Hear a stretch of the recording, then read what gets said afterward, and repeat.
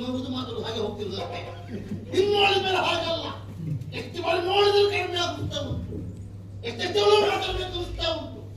ಅದನ್ನ ಒಂದು ತಂದಿದ್ದೇನೆ. ಓ ಸ್ವಯಂಗ್ರಿ, ಒಂದು ಮಾತಾಡು. ಈ ಕೀಚಿನ ಜೊತೆ ಗೊತ್ತಿಲ್ಲ, ನೀ ಏನಕ್ಕೆ ಅಂತ ಹೇಳ ಎಲ್ಲ ಕಾರ್ ಮೇಲೆ ಬರ್ತದೆ. ಒಂದು ಮಾತಾಡು.